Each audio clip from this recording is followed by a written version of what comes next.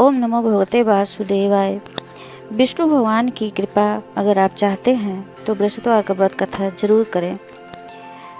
बहुत से लोग अपने जीवन में सुख शांति और मनोकामना की पूर्ति के लिए गुरुवार व्रत रखते हैं।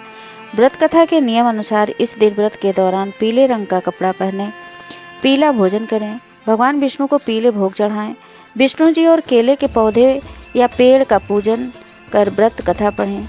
मान्यता है कि बृहस्पतिवार व्रत कथा के पाठ से जीवन में सुख समृद्धि आती है। तो आइए शुरू करते हैं आज इस बार की व्रत कथा। प्राचीन काल में एक बड़ा प्रतापी और दानी राजा राज करता था। वह स्वभाव से बहुत ही दानी और दयालु था। हमेशा धर्म कर्म और मार्ग पर चलता था। लेकिन यह सब बात उसकी रानी को बिल्कुल अच्छी नहीं लगती थी। ना वह व्रत करती और न ही दान धर्म करती थी। राजा को भी ऐसा काम करने से मना किया करती थी। एक बार राजा शिकार खेलने वन को गए। रानी और दासी घर में अकेले थीं। तब बृहस्पति भगवान राजा के दरवाजे पर साधु के भेष में आए भिक्षा मांगने और कहने लगे रानी से कि मुझे भिक्षा दे दो। रानी कहने लगी, साधु महाराज, मैं इस दान और पुण्य से बहुत ज़्यादा तंग आ गई हूँ। आप मुझे कोई ऐसी कृपा और उपाय बताइए जिससे यह धन सब नष्ट हो जाए और मैं आराम से रह सकूँ। मेरे पास करने को कोई कार्य ना हो, तो आप इस तरह की कोई बताइए नियम कि मेरा सारा धन नष्ट हो जाए और मैं आराम से रह सकूं। रानी की बात सुनकर साधु महाराज बोले, रानी, तुम तो बड़ी विचित्र हो। संतान और धन से भी कोई दुखी होता है क्या? अगर तुम्हारे पास धन अधिक है तो तुम इसे शुभ कर्मों में लगाओ, खर्च करो। लेकिन साधु की बातें सुनकर रानी खुश नहीं हुई और कहने लगी, मुझे ऐसे धन की कोई आवश्यकता नहीं जिसे संभालने में मेरा सारा समय बीत जाए। रानी की बात सुनकर साधु के वेश में बृहस्पति भगवान बोले कि यदि तुम्हारी ऐसी इच्छा है तो मैं तुम्हें ऐसा ही बताता, तुम ऐसा ही करना।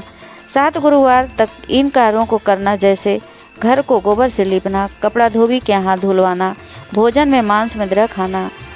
इससे तुम्हारा सब धन नष्ट हो जाएगा और तुम आराम से रह सकोगी। इतना कहकर साधु महाराज वहाँ से लोप हो गए। साधु के कही बात के अनुसार करते हुए रानी केवल 3 गुरुवार ही बीते थे कि उनका सब धन नष्ट हो गया और समाप्त हो गया। इसके बाद भोजन के लिए राजा परिवार तरसने लगे। गरीबी को देखते हुए एक दिन राजा रानी से कहता है कि मैं परदेश को जाता हूँ, क्योंकि वहाँ मुझे सभी जानते नहीं हैं, इसलिए मैं कोई भी कार्य वहाँ कर सकता हूँ।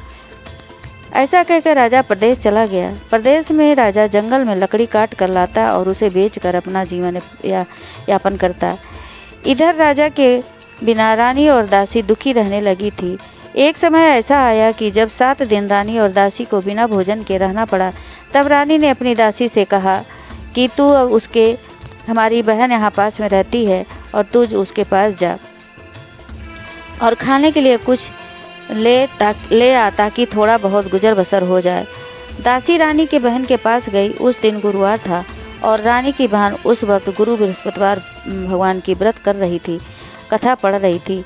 जब दासी रानी की बहन के पास गई और अपनी रानी का संदेश दिया, तब रानी की बहन ने कोई उत्तर न दिया, क्योंकि उस समय वह पूजन कर रही थी। दासी बहुत दुखी हुई और क्रोध उसको आया और लौट आ अपनी रानी से सारी बात बताई। तब दासी की बात सुनकर रानी ने अपने भाग्य को कोसा। उधर रानी की बहन ने सोचा कि मेरी बहन की दासी आई थी, लेकिन मैंने उससे कुछ ना बोला। यह कथा सुनकर वह पूजन समाप्त कर रानी की बहन अपनी बहन के पास गई और कहने लगी, गुरुवार व्रत कर रही थी। जब तुम्हारी दासी गई थी तब मैं कथा सुन रही थी। जब तक कथा होती है तब तक हम न बोलते हैं न उठते हैं, इसलिए नहीं बोले। कहो दासी क्यों गई थी? तब रानी बोली, तुमसे कुछ छुपा नहीं है, हमारे घर खाने को अनाज नहीं है। ऐसे कहते कहते रानी की आंखें भर आई। उसने अपनी सभी बातें रानी को बता दी। रानी की बहन ने बोला, बृहस्पतिवार भगवान मनोकामना सबकी बहुत पूर्ण करते हैं। देखो, शायद तुम्हारे घर में अनाज रखा हो। बहन की बात सुनकर रानी को विश्वास नहीं हुआ। बहन के आग्रह से रानी ने अपनी दासी को रसोई में भेजा तो उसे सचमुच एक अनाज से भरा घड़ा मिला। यह देख दासी को बहुत हैरानी हुई। उसने रानी को सब कुछ बता दिया और कहा कि जब हमको अनाज नहीं मिलता है तो हम व्रत करते हैं, क्यों ना इससे व्रत और कथा की विधि पूछ लिया जाए, ताकि हम भी गुरुवार का व्रत कर सकें। तब रानी की अपनी बहन से बृहस्पतिवार के बारे में पूछा। रानी की बहन ने बताया कि बृहस्पतिवार के व्रत में चने की दाल और मुनक्का से केले की जड़ में पूजन करें, दीपक जलाएं और व्रत कथा सुने एवं व्रत के दौरान पीला भोजन करें, जिससे भगवान प्रसन्न होते हैं और मनोकामना पूर्ण करते हैं। व्रत और कथा की पूजन विधि बताकर रानी की बहन अपने घर लौट आई। 1 सप्ताह बाद गुरुवार का दिन आया तो रानी और दासी ने व्रत रखा। दासी गुड़छा में जाकर व्रत का सामान लेकर आई, फिर केले की जड़ एवं विष्णु भगवान की पूजन कर कथा सुनी। दोनों ने व्रत तो कर ली, पर पीला भोजन कहाँ से आए। दोनों बहुत दुखी थी, लेकिन उन्होंने व्रत किया था इसलिए गुरु भगवान प्रसन्न थे। वह एक साधारण व्यक्ति के रूप में 2 थालों में सुंदर पीला भोजन लेकर आया और दासी को देकर बोले, हे दासी, यह तुम्हारे और रानी के लिए भोजन है, तुम दोनों भोजन करना। ऐसे ही रानी और दासी गुरुवार का व्रत और पूजन करने लगी। गुरुवार भगवान की कृपा से उसके पास धन संपत्ति आ गई, जिसके बाद रानी फिर से पहले की तरह आलस करने लगी। जब दासी रानी से बोली, देखो तुम पहले भी इसी तरह आलस करती थी, इसलिए तुम्हें कष्ट होता था, इस कारण सभी धन नष्ट हो गया। अब जब भगवान की कृपा से धन मिला है तो तुम्हें फिर से आलस आता है। बहुत ही मुसीबतों के बाद हमने यह धन पाया है, इसलिए हमें दान करना चाहिए। आपको भूखे मनुष्य को भोजन कराना चाहिए, प्याऊ लगवाना चाहिए, कुंवारी का कराना चाहिए, इससे तुम्हारा यश बढ़ेगा और पितृ भी प्रसन्न होंगे। दासी की बात मानकर रानी शुभ कार्य करने लगी। इससे पूरे नगर में रानी और दासी का यश बढ़ने लगा। इधर जंगल में राजा दुखी होकर पेड़ के नीचे बैठकर अपनी पुरानी बातों को याद कर रो रहा था। तभी गुरु भगवान साधु के रूप में लकड़हारे के पास आए और बोले, हे लकड़हारे, तू इस सुनसान जंगल में किस चिंता में बैठे हो, मुझको बताओ।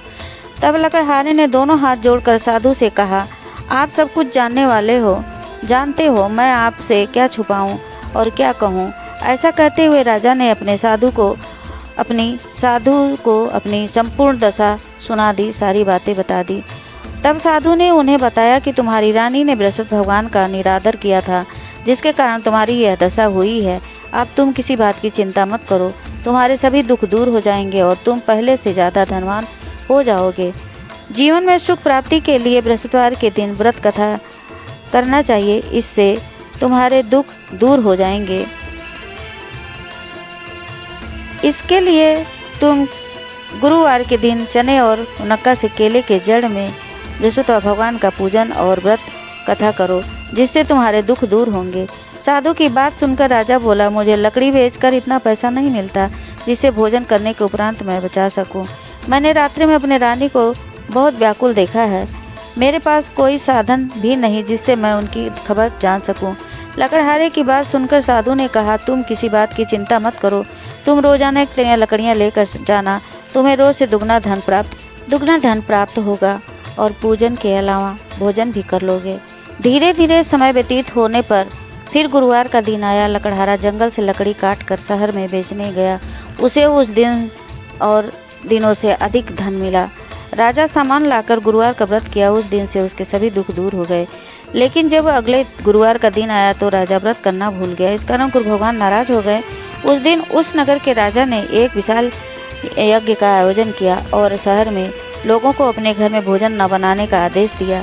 साथ ही यह भी कहा कि जो राजा की आज्ञा न मानेगा उसे फांसी सजा दी जाएगी। इस तरह राजा की आज्ञा से नगर के सभी लोग भोजन करने गए, लेकिन लकड़हारा कुछ देर से पहुंचा, इसलिए राजा उसे अपने साथ ले गए और साथ में भोजन करा रहे थे। तभी रानी की दृष्टि खूंटी पर पड़ी और वह उसका हार वहाँ लटका हुआ था, वह दिखाई नहीं दिया। तब रानी ने निश्चय किया कि मेरा हार इसी लकड़हारे ने चुरा लिया। लकड़हारे को कारागार में डलवा दिया गया। कारागार में जाकर राजा बहुत दुखी हुआ और अपनी पुरानी बातों को याद करके रोने लगा। तभी साधु के रूप में बृहस्पति देव प्रकट हुए और उसकी दशा देखकर कहने लगे, तूने बृहस्पति देव की कथा नहीं की है, इस कारण यह तुम्हें दुख प्राप्त हुआ है। अब किसी प्रकार की चिंता मत कर। गुरुवार के दिन तुझे कारागार के दरवाजे पर 4 पैसे मिलेंगे, जिससे तू बृहस्पतिवार की कथा करना, तेरे सब कष्ट दूर हो जाएंगे। बृहस्पतिवार के दिन उसे 4 पैसे मिले। उसे राजा बृहस्पतिवार देव की कथा किया। उस रात बृहस्पति भगवान उस नगर के राजा को स्वप्न में आकर कहा, तूने जिस लकड़हारे को कारागार में बंद किया है वह उसे छोड़ देना, वह निर्दोष है। अगर तू ऐसा नहीं करेगा मैं तेरा राज नष्ट कर दूंगा। रात्रि में स्वप्न के बाद राजा प्रातःकाल उठा और खूंटी पर हार लटका देख लकड़हारे को बुलाकर क्षमा मांगी एवं सुंदर वस्त्र आभूषण भेंट कर उसे विदा किया। गुरु भगवान की आज्ञा अनुसार राजा अपने नगर को लौट गया। जब राजा नगर के निकट पहुंचा तो उसे पहले से अधिक बाग धर्मशाला मंदिर बना हुआ मिला। वह नगरवासियों से पूछने लगा कि यह किसके बाग धर्मशाला है, तो नगरवासी के सभी लोग कहने लगे और रानी बांदी के हैं। यह सुन राजा को बहुत आश्चर्य हुआ और गुस्सा भी आया। जब रानी ने यह खबर सुनी कि राजा आ रहे हैं तो दासी से कहा, दासी देख राजा हमको कितनी बुरे हाथ में छोड़कर चले गए थे, आज हमारी ऐसी हालत देखकर लौट न जा, तू इसलिए दरवाजे पर खड़ी हो जा।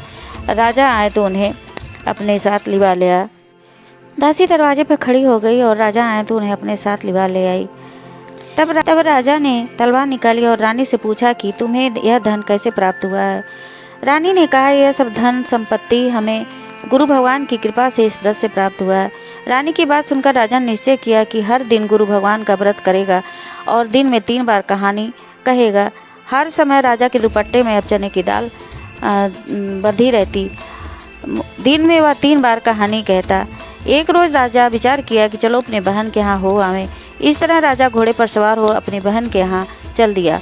उसने देखा कि कुछ आदमी एक मुर्दे को लेकर जा रहे थे। राजा ने उन्हें रोक कर कहा, अरे भाइयों, मेरी बृहस्पतिवार की कहानी सुन लो। तब कुछ ने कहा, लो हमारा तो आदमी मर गया और इसे अपनी कथा की पड़ी है।